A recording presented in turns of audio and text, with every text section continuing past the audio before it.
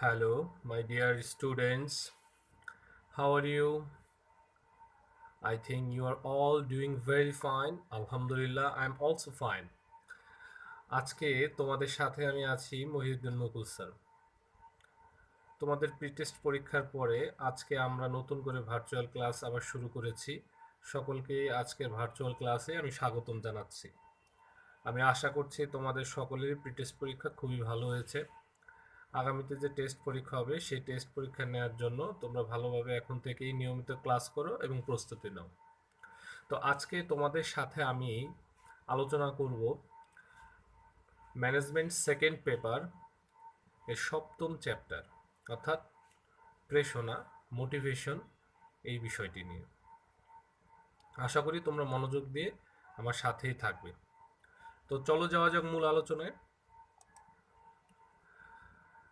এখানে পাঠ পরিচিতি দিয়েছি। তো ডিয়ার স্টুডেন্টস, আজকে আমি শুরু করব মোটিভেশন চ্যাপ্টারটি দিয়ে, যার বাংলা অর্থ হচ্ছে প্রেরণা। স্ক্রিনে লক্ষ্য করো, দেখা যায় এখানে এই প্রেরণা বা মোটিভেশন ইংরেজি শব্দ, এটি এসছে ল্যাটিন মোভাভের শব্দ থেকে। প্রেরণা হচ্ছে প্রাতিষ্ঠানিক লক্ষ্য অর্জনে কর্মীদের উৎসাহিত ও স্বেচ্ছা প্রণোদিত করার একটি কাজ বা প্রক্রিয়া। প্রতিষ্ঠানে যে সমস্ত লোকজন কাজ করবে তাদেরকে উৎসাহিত করার একটা কাজ বা প্রক্রিয়া হচ্ছে প্রেরণা। প্রিয় শিক্ষার্থী, এটি শুধুমাত্র প্রতিষ্ঠান না, যে কোনো শিক্ষণের জন্য, যে কোনো ধরনের শিক্ষণের জন্য প্রেরণা অত্যাবশ্যকীয় বা প্রেরণা অতীব জরুরি। যেমন ধরো, তোমাদেরকে আমি যদি ক্লাসে সরাসরি উপস্থিত হয়ে পড়াই, তাহলে একটানা অনেকক্ষণ পড়া তোমাদেরকেও ভালো লাগবে না এবং তোমরা মেমোরিতেও ক্যাচ আপ করতে পারবে না। তো যদি আমি একটু পড়ার মাঝখানে ফাঁকে ফাঁকে তোমাদের নানা ধরনের উৎসাহমূলক বক্তব্য দেই বা কথা বলি বা গল্প বলি, যেগুলো তোমাদের মনকে প্রভাবিত করে বা তোমাদের ক্লাস করতে আগ্রহ আরও বাড়িয়ে তুলবে বা একটু রিফ্রেশ লাগে, এই বিষয়টি হচ্ছে শ্রেণীকক্ষের শিক্ষকের দেয়া ছাত্রদের উদ্দেশ্যে প্রেরণা। ঠিক তেমনিভাবে কর্মক্ষেত্রেও আমরা প্রেরণাটা কিভাবে দেয় সেই বিষয়গুলি আলোচনা করব। যেহেতু আমরা কমার্সের স্টুডেন্ট, আমরা ভবিষ্যতে গ্রাজুয়েশন বা পোস্ট গ্রাজুয়েশন করে বিভিন্ন কোম্পানি বা সরকারি বেসরকারি মাল্টি ন্যাশনাল বা ন্যাশনাল কোম্পানিতে আমরা জব করব বা আমাদের নিজেদেরও প্রতিষ্ঠান থাকতে পারে। সেক্ষেত্রে আমাদের কর্মীদেরকে বা আমাদের অধীনস্থদেরকে কীভাবে প্রেরণা দেবে সেই বিষয়টি আলোচনা করার জন্য আজকে আমাদের এই আলোচনা বা ক্লাস। তো চলো যাওয়া যাক। এখানে দেখো, মানুষের ইচ্ছা ও আকাঙ্ক্ষাকে প্রভাবিত করে স্বতঃস্ফূর্তভাবে কাজ করার আগ্রহ সৃষ্টিকেই প্রেরণা উদ্দেশ্য। প্রেরণার উদ্দেশ্য কি?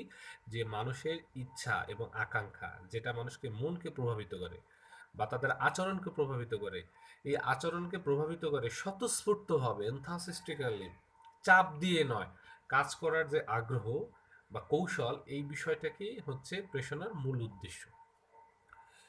এরপরে আমরা চলে যাব, দেখো এখানে প্রেরণা এমন একটি বিষয়, এখানে বলা আছে ইয়েস ইউ ক্যান, হ্যাঁ আমি অবশ্যই, তুমি পারবে। আচ্ছা, এরপরে আমাদের গুরুত্বপূর্ণ টপিকস প্রথম, সেটি হচ্ছে প্রেরণার বৈশিষ্ট্য। প্রেরণার অনেকগুলো অন্যান্য বিষয়ের মতো বৈশিষ্ট্য রয়েছে, তবে কয়েকটি গুরুত্বপূর্ণ বৈশিষ্ট্য যেটা তুমি সকল বইতেই পাবে, অথবা বইতে যদি না পাও আমি এই স্লাইডে যা দিয়েছি ঠিক ততটুকুই পড়বে। প্রেরণার প্রথম বৈশিষ্ট্য এখানে স্ক্রিনে তোমরা দেখতে পাচ্ছ যে মানসিক সক্ষমতা বৃদ্ধি। প্রেরণা একটি মনস্তাত্ত্বিক কাজ। আমি প্রথমেই সংজ্ঞায় বলেছি যে মানুষের মনকে প্রভাবিত করে স্বতঃস্ফূর্তভাবে কাজ করিয়ে নেওয়ার যে কৌশল বা যে একটা উদ্দেশ্য বা প্রক্রিয়া, এই বিষয়টি হচ্ছে প্রেরণা। যে কোনো কাজ করার জন্য আমাদের সর্বপ্রথম দরকার মানসিক প্রস্তুতি। প্রেরণার মূল কেন্দ্রবিন্দু হলো প্রতিষ্ঠান নিয়োজিত মানব শক্তি বা জনশক্তি। তো অন্যান্য শক্তির মতো এই মানব শক্তিকে অবশ্যই স্বতঃস্ফূর্তভাবে প্রভাবিত করতে হবে। অন্যান্য প্রতিষ্ঠানের উপাদানগুলো কম বেশি ব্যবহার করলেও করা যেতে পারে, কিন্তু মানব শক্তিকে তোমাকে অবশ্যই ব্যবহার করতে হবে। এই জন্য এই মানব শক্তিকে প্রভাবিত করে তাদের আচরণকে নিয়ন্ত্রণ করে স্বতঃস্ফূর্তভাবে তাদের দিয়ে কাজ করিয়ে নেওয়ার যে একটা আগ্রহ, এই আগ্রহটাই সৃষ্টি করে প্রেরণা। এই জন্য বলা হয়ে থাকে যে কর্মীদের মানসিক সক্ষমতা বৃদ্ধি করতে প্রেরণা অত্যন্ত সহায়ক বা গুরুত্বপূর্ণ বা প্রধান ভূমিকা পালনকারী। 2 নম্বরে আমরা বৈশিষ্ট্য দেখতে পাচ্ছি লক্ষ্য অনুধাবন। লক্ষ্য মানে কি? ভবিষ্যতে কোথায় কখন কিভাবে কি করতে হবে সেই বিষয়টা হচ্ছে আমাদের লক্ষ্য। তো ব্যবস্থাপক কর্মীদের বা তার অধস্তনদের কর্মকর্তা বা কর্মচারীকে যখনই প্রেরণা দিতে যায়, অর্থাৎ বা প্রেরণা দেওয়ার চেষ্টা করে, তিনি সবসময় প্রতিষ্ঠানের যে একটা চূড়ান্ত লক্ষ্য বা অভিষ্ট লক্ষ্য থাকে সেই লক্ষ্যটাকে মাথায় রাখেন। সেই লক্ষ্যকে মাথায় রেখেই সাধারণত কর্মীদেরকে তিনি প্রেরণা দিয়ে থাকেন। আচ্ছা, এরপরে দেখো ৩ নম্বরে বলেছি যে ধারাবাহিক প্রক্রিয়া।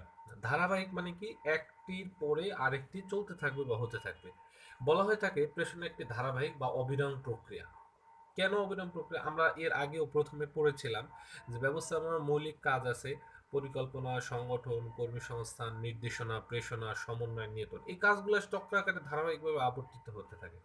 তো প্রেষণা একটি ধারাবাহিক ও অবিরাম প্রক্রিয়া, কারণ মানব মনের উপর ধারাবাহিক ইতিবাচক প্রভাব সৃষ্ট ও ফলাফল লাভ কোনো স্বল্প সময়ের প্রত্যাশা নয়। সেটা যে কোনো ধরনের প্রতিষ্ঠান হোক, সবসময় তা আশা করা হয়। যেমন শ্রেণীকক্ষে তোমাদেরকে যদি আমি ক্লাস নেই, তখন তোমাদের যদি আমি নিয়মিত শুধু পড়িয়ে যাই, বা প্রথম একটি ক্লাসে তোমাদেরকে গল্প বললাম, বা তোমাদের এক মানসিক চাহিদা অনুযায়ী আমি কোনো মেন্টাল রিফ্রেশমেন্ট বা ক্রিয়েটিভ আলোচনা করলাম, তোমরা ওই ক্লাসটি মনোযোগ দিয়ে শুনলে এবং ফলপ্রসূ হলো। তার মানে কি পরে যতগুলো ক্লাস দেবো কোনোটাই আমি করব না? আমার সবসময় চেষ্টা করতে হবে যতগুলো ক্লাস আমি নিই প্রত্যেকটা ক্লাসে জানি সর্বোচ্চ ইফোর্ট দিয়ে, এবং ক্লাসগুলো যত ফলপ্রসূ হয়, তোমাদের উপকারে আসে এবং তোমাদের মানসিকভাবে স্বতঃস্ফূর্ত পার্টিসিপেশন থাকে। তো মানসিকভাবে স্বতঃস্ফূর্ত অংশগ্রহণ, এটি চাপ দিয়ে হয় না, এটার জন্য অবশ্যই একটি কৌশল অবলম্বন করতে হয়, সেটি হচ্ছে প্রেষণ। তো এরপরে দেখো ৪ নম্বরে রয়েছে যে চিন্তা শক্তি প্রভাবিত করেন। যেহেতু প্রেষণা আমি প্রথমেই বলেছি এটি একটি মনস্তাত্ত্বিক ব্যাপার, তাহলে প্রেষণা কর্মের প্রভাব মনের উপরে, আমার মনে যা আছে সেই মনের প্রভাবটা ঠিক কিন্তু কর্মের উপরে পড়বে। তাই মানব মনের প্রকৃতি বুঝে সেইভাবেই প্রেষণা প্রদান করা হয়।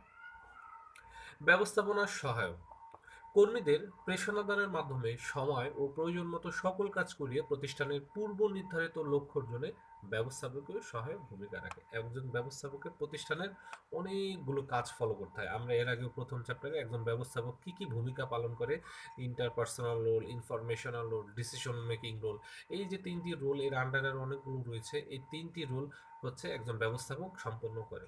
তো তার অনেক প্রত্যহিক কাজ করতে হয়, অনেক কিছু মাথায় রাখতে হয়। সাধারণত পেশনা এই ব্যবস্থাপকীয় কাজে প্রতিষ্ঠানের লক্ষ্য আদায়ের ক্ষেত্রে গুরুত্বপূর্ণ নিয়ামক বা ভূমিকা হিসাবে পালন করে, সহায়ক ভূমিকা পালন করে। আচ্ছা, প্রিয় শিক্ষার্থী, আমাদের প্রেষণার যে বৈশিষ্ট্য রয়েছে এই বৈশিষ্ট্য এখানে আমাদের শেষ। তোমার এখান থেকে প্রশ্ন আসতে পারে প্রেষণাকে কেন অবিরাম প্রক্রিয়া বা ধারাবাহিক প্রক্রিয়া বলা হয়।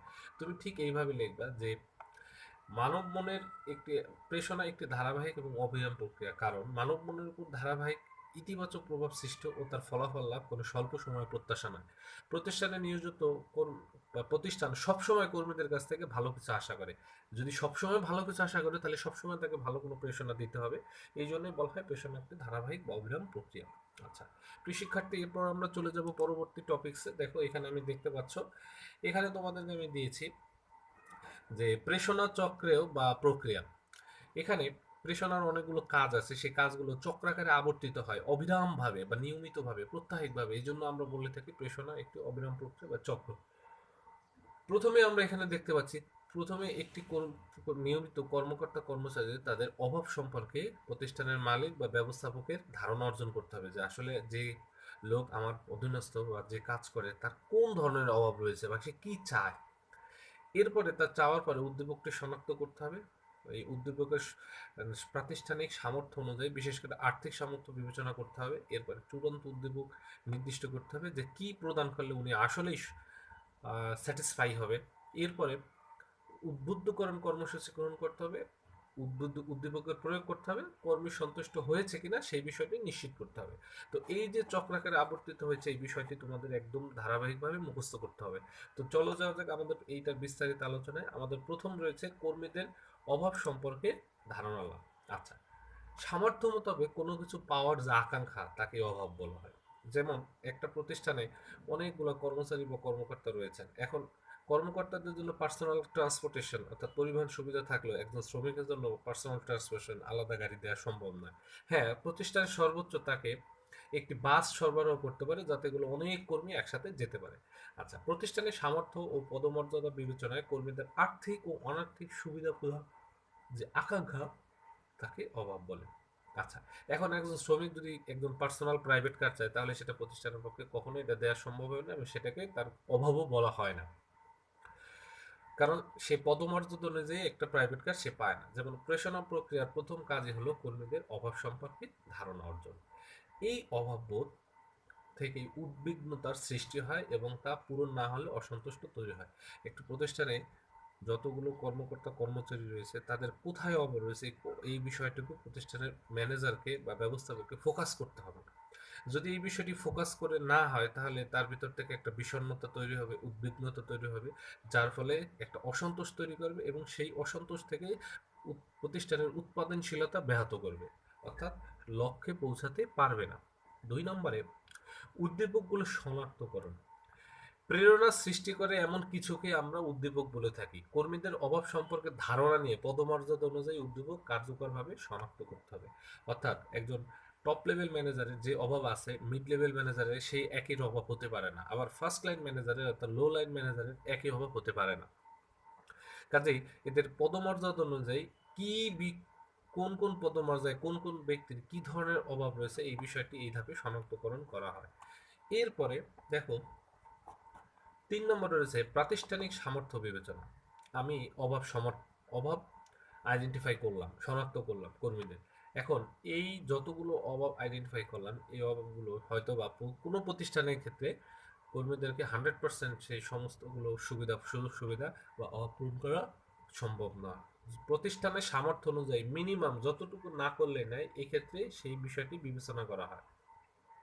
আর এই বিবেচনার ক্ষেত্রে প্রাতিষ্ঠানিক সামর্থ্য অবশ্যই মুখ্য বিষয় হিসেবে ভূমিকা পালন করে। একজন কর্মীদের অভাব পূরণ করতে গিয়ে কখনোই কখনোই প্রতিষ্ঠানে অনেক বেশি টাকা খরচ করা যাবে না বা এমন কোনো কাজ করা যাবে না যাতে করে প্রতিষ্ঠানের আর্থিকভাবে ক্ষতিগ্রস্ত হয়। এরপরে চূড়ান্ত উদ্দীপক নির্দিষ্টকরণ। প্রাতিষ্ঠানিক সামর্থ্য বিবেচনা করার পরে কর্মীদের যে সকল সুযোগ সুবিধা চূড়ান্তভাবে প্রদান করা হবে তা নির্দিষ্ট করা হয়। এই সকল উপাদান আচরণে কি ধরনের প্রভাব ফেলবে তা বিশেষ সতর্কতার সাথে বিবেচনা করা হয়।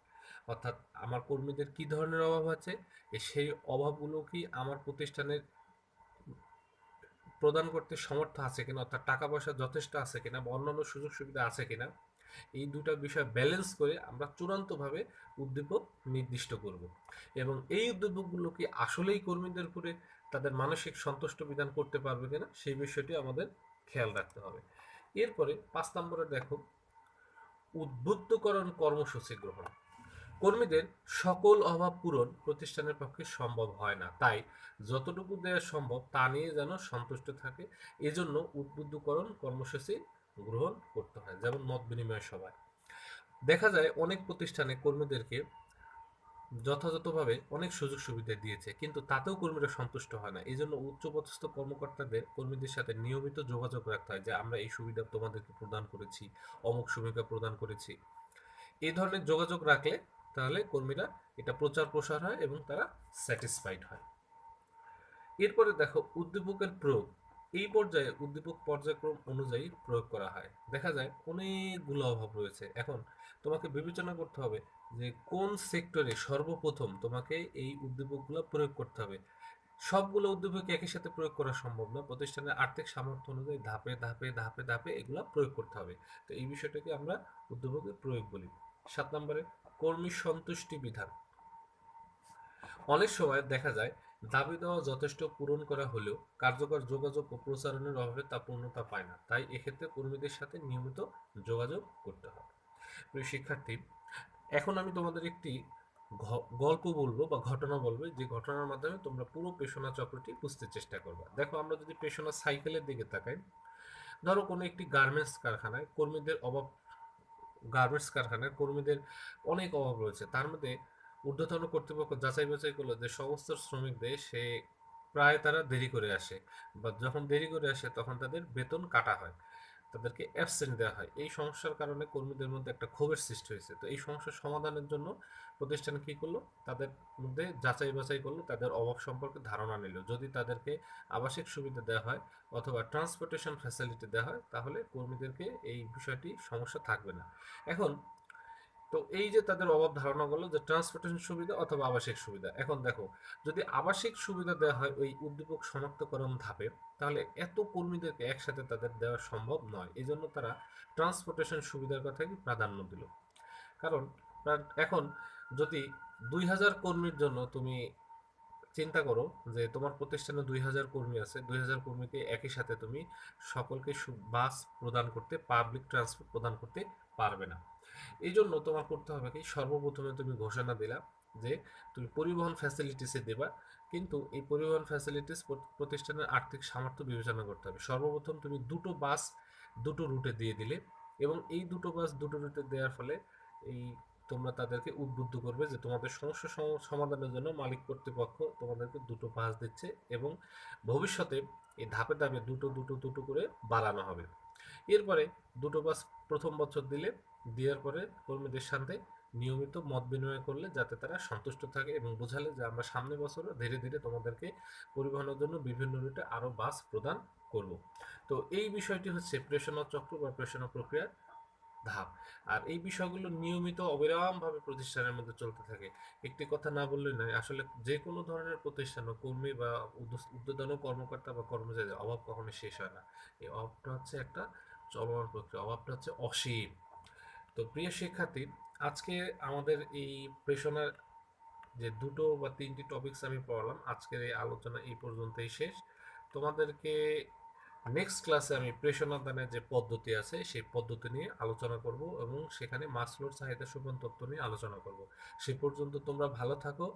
আর অতি সংক্ষিপ্ত আকারে যে অল্প পরিসরে এখন আমরা আগাচ্ছি, এই বিষয়টি খাতায় অবশ্যই নোট করে আমাকে মেসেঞ্জার ইনবক্স করো, অথবা আর বুঝতে সমস্যা হলে ইউটিউবের আমার যে কমেন্টস বক্স আছে সেখানে তোমরা কমেন্টস করো। তাহলে আজকের মতো এখানে বিদায় নিচ্ছি। থ্যাংক ইউ ভেরি মাচ, ভালো থাকো।